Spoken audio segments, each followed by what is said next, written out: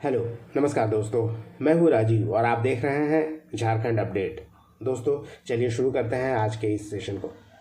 और झारखंड अपडेट के आज के इस सेशन में हम लोग एक सिंगल टॉपिक पे बात करेंगे। और ये जो टॉपिक है, झारखंड विधानसभा चुनाव के बाद जो विधानसभा का सेशन चला, विशेष सत्र, उसके बारे में हम लोग बात करेंगे। आपको बता दें कि 9 से लेकर 12 तारीख तक विशेष सत्र बुलाया गया था झारखंड विधानसभा का। इस दौरान बहुत सारी घटनाएं घटी हैं, बहुत सारे निर्णय ऐसे लिए गए हैं, घोषणाएं ऐसे की गई है जो एग्जामिनेशन पॉइंट ऑफ व्यू से इम्पॉर्टेंट है। तो आइए, क्या है इम्पॉर्टेंट हमारे और आपके लिए, इस सेशन में हम लोग इस सिंगल टॉपिक में देख लेते हैं। सबसे पहले तो दोस्तों आपको बता दें कि इस दौरान अभिभाषण भी हुआ राज्यपाल का, संतोष गंगवार का, यानी उन्होंने एड्रेस किया विधानसभा का। और अभिभाषण का मतलब होता है कि दोस्तों सरकार के जो निर्णय हैं, क्या क्या सरकार करने वाली है आने वाले समय में, एक तरह का वो श्वेत पत्र होता है, उसी घोषणाओं को राज्यपाल के द्वारा कराया जाता है। इससे पहले कि आपको बता दें कि क्या क्या निर्णय लिए गए, क्या क्या घोषणाएं किया गया। 4 दिवसीय विशेष सत्र झारखंड विधानसभा का बुलाया गया। झारखंड विधानसभा चुनाव संपन्न होने के बाद 9 दिसंबर से लेकर 12 दिसंबर 2024 तक, यानी 4 दिनों का यह सेशन बुलाया गया था। इस दौरान सबसे पहला काम तो यह हुआ कि 9 दिसंबर 2024 को सभी नवनिर्वाचित विधायकों को शपथ दिलाई गई। और सभी नवनिर्वाचित विधायकों को शपथ दिलाया गया स्टीफन मरांडी के द्वारा, जिन्हें कुछ दिनों पहले प्रोटेम स्पीकर के तौर पर नियुक्त किया गया था। इस बार जो 81 विधानसभा के सीट हैं जो निर्वाचित होकर आया हैं, 81 सदस्य विधानसभा में, उनमें से 20 ऐसे हैं जो पहली बार विधानसभा पहुंचे हैं, यानी बिल्कुल नए विधायक हैं। इसके अलावा कुछ महिलाएं भी हैं, यानी 12 महिलाएं हैं, अच्छी खासी महिला है। नंबर इसका वो बता दें कि अभी तक का जो भी विधानसभा चुनाव हुआ है उसमें सबसे ज़्यादा बार जो महिला चुन कर आई है पहली बार विधानसभा चुनाव में, वो सबसे ज़्यादा इस बार ही है। और इन 12 महिलाओं में 5 ऐसी हैं जो पहली बार चुन कर आई है विधानसभा में। इसके अलावा इसी दौरान एक और घटना घटा कि विधानसभा अध्यक्ष का भी चुनाव कराया गया और रविंद्रनाथ महतो फिर से 6ठी विधानसभा के लिए विधानसभा अध्यक्ष चुन लिए गए हैं। लगातार दूसरी बार ये विधानसभा अध्यक्ष बने हैं। आपको बता दें कि जो 5वां विधानसभा का जो गठन हुआ था, उस समय भी रविंद्रनाथ महतो ही झारखंड विधानसभा के अध्यक्ष थे और उन्हें दोबारा इस पद पर फिर से चुन लिया गया है। इसके अलावा सेकंड सप्लीमेंट्री बजट यानी अनुपूरक बजट भी इस दौरान पेश किया गया।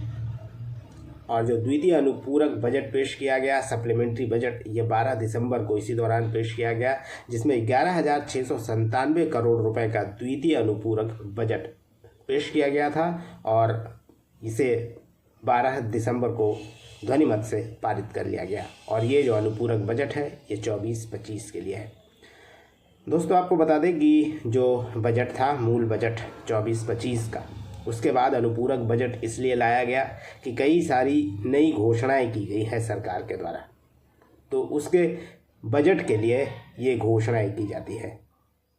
जैसे आपको बता दें कि मैया सम्मान योजना की घोषणा की गई, उसके लिए जिस भी पैसा की आवश्यकता है वो मेन बजट में नहीं किया गया था, अतः सप्लीमेंट्री बजट के द्वारा उसकी व्यवस्था की जाएगी। और उसी के तहत अलग अलग विभाग के लिए कुल 11,697 करोड़ रुपए का बजट पेश किया गया, सप्लीमेंट्री बजट। इसमें सबसे ज़्यादा आवंटन जो किया गया है वो 6,390.55 करोड़ का किया गया है। यह महिला बाल विकास एवं सामाजिक सुरक्षा विभाग के लिए किया गया है। आपको बता दें कि मैया सम्मान योजना इसी विभाग का एक योजना है और इसी विभाग को अब पैसा की आवश्यकता है ताकि मैया सम्मान योजना के तहत जो अब 2,500 रुपये प्रत्येक महिला को भेजना है, वो इसी से इकट्ठा किया जाएगा, यानी इसी माध्यम से वो लोगों तक भेजा जाएगा जिन महिलाओं को ये पैसा भेजा जाना है। अभी तक मैया सम्मान योजना के तहत 1,000 रुपये दिया जाता था, लेकिन अब घोषणा की गई थी कि 2,500 रुपये दिसंबर से दिया जाएगा प्रत्येक लाभार्थी को। उसी हिसाब से अब बजट बढ़ गया है और सप्लीमेंट्री बजट लाना पड़ा सरकार को। इसके अलावा ऊर्जा विभाग को भी 2,577 करोड़ रुपए, करीब 278 करोड़ रुपए लग कह सकते हैं, 2,578 करोड़ रुपए का सप्लीमेंट्री बजट था इसमें। और 200 यूनिट जो फ्री बिजली की बात की गई थी जो दी जा रही है, उसकी व्यवस्था भी बजट में करनी थी, तो सप्लीमेंट्री बजट के द्वारा ही इसे किया गया है। और जो हाल ही में आपको बता दें कि राधाकृष्ण किशोर जो हैं वित्त मंत्री बनाए गए थे, और ये वित्त मंत्री हैं इससे संबंधित, यानी जो नया बजट आएगा 25-26 के लिए, वो वित्त मंत्री राधाकृष्ण किशोर के द्वारा पेश किया जाएगा। आइए, अभिभाषण भी हुआ राज्यपाल का इस दौरान, और राज्यपाल का अभिभाषण के दौरान कई सारी घोषणाएं की गई। और ये जो घोषणाएं की जाती है अभिभाषण के दौरान, यह सरकार की ही योजना होती है, जो आने वाले समय के हिसाब से सरकार क्या करने जा रही है वो बताती है। अभिभाषण में के दौरान राज्यपाल के द्वारा बताया जाता है। इसी दौरान यानी विशेष सत्र के दौरान राज्यपाल का अभिभाषण भी हुआ। इस समय कई सारे घोषणाएं की गई, जिसमें जो घोषणाएं हैं आइए देखते हैं उन घोषणाओं के बारे में। राज्यपाल के द्वारा ये घोषणा की गई अभिभाषण के दौरान कि राज्य में महिलाओं को रिक्रूटमेंट किया जाएगा, यानी जो नौकरी दी जाएगी उसमें 33% का आरक्षण दिया जाएगा, इसकी घोषणा की गई। इसके अलावा प्रदेश में 1 लाख पदों पर रिक्रूटमेंट किया जाएगा। किसानों को 0% ब्याज पर कर्ज देने की भी घोषणा अभिभाषण के दौरान राज्यपाल के द्वारा किया गया। छात्रों को 15 लाख रुपए तक का शिक्षा ऋण दिया जाएगा। इसके अलावा राज्य में तृतीय एवं चतुर्थ वर्ग के जो नौकरियां हैं वो स्थानीय स्तर पर होगा और पूर्ण आरक्षण दिया जाएगा स्थानीय लोगों को। गरीबों को हर महीने 7 केजी चावल और 2 केजी दाल देने की भी घोषणा की गई है। सरकार द्वारा केजी से पीजी तक यानी पोस्ट ग्रेजुएशन तक सभी छात्रों को मुफ्त शिक्षा देने की भी घोषणा की गई है अभिभाषण के दौरान। रोजगार के लिए भी 50 लाख रुपए तक का ऋण दिया जाएगा। SC, ST और OBC को आरक्षण को बढ़ाने का ऐलान भी किया गया है। राज्य में मदरसा बोर्ड, अल्पसंख्यक कल्याण बोर्ड व उर्दू अकादमी के गठन की भी घोषणा इस दौरान की गई है राज्यपाल के अभिभाषण के दौरान। इसके अलावा जो राज्य में रजिस्टर्ड जर्नलिस्ट हैं, पत्रकार हैं, उनके लिए बीमा और पेंशन की भी योजना की घोषणा की गई। कई दिनों से सुन रहे हैं कि कोयला रॉयल्टी के तौर पर केंद्र के पास 1.3 लाख करोड़ रुपए बकाया है। सरकार ने इस दौरान अभिभाषण के दौरान ये घोषणा राज्यपाल के द्वारा किया गया कि इसे वसूलने के लिए राज्य सरकार कानूनी लड़ाई लड़ेगी। स्थानीय नीति बनाकर आदिवासी, मूलवासी व को तृतीय व चतुर्थ श्रेणी की नौकरियों में 100% आरक्षण की भी बात की गई है। इसके अलावा OBC को 27% आरक्षण, ST को 28%, SC को 12% आरक्षण देने का विधेयक और सरना आदिवासी धर्म कोड गृह विभाग में जो लंबित है, जिसे केंद्र से स्वीकृत कराने की पूरी कोशिश जल्द से जल्द की जाएगी। हो, मुंडारी, कुडुख जो झारखंड की प्रमुख भाषाएं हैं समेत झारखंड की अन्य जनजातीय भाषाओं को संविधान की 8वीं अनुसूची में शामिल कराने की पहल भी करने की घोषणा की गई है इस अभिभाषण के दौरान। इसके अलावा 1 लाख से अधिक पदों पर बहाली की बात की गई है, जिसमें राज्य में 60,000 पदों पर शिक्षकों की नियुक्ति की जाएगी, 15,000 पदों पर प्रधानाध्यापकों की, विभिन्न कार्यालयों में जो क्लर्क्स हैं उसमें 2,500 पदों के लिए नियुक्ति निकाला जाएगा। विभिन्न थानों में 10,000 पुलिसकर्मियों, क्षेत्रीय व जनजातीय भाषाओं को सुदृढ़ करने के लिए 10,000 पदों पर भाषा शिक्षकों की नियुक्ति की भी घोषणा की गई है। अबुआ स्वास्थ्य योजना में 15 लाख रुपए तक का बीमा, 15 लाख रुपए का बीमा, 25 लाख गरीब परिवारों को 3 कमरों का आवास, राज्य के जरूरतमंद परिवारों को 15 लाख का स्वास्थ्य बीमा देने की अबुआ स्वास्थ्य सुरक्षा योजना से जोड़ा जाएगा। आंगनबाड़ी केंद्रों और साथ में विद्यालयों में जो MDM मध्याह्न भोजन होता है, सभी बच्चों को इसमें अब अंडा और फल देने की भी घोषणा की गई है।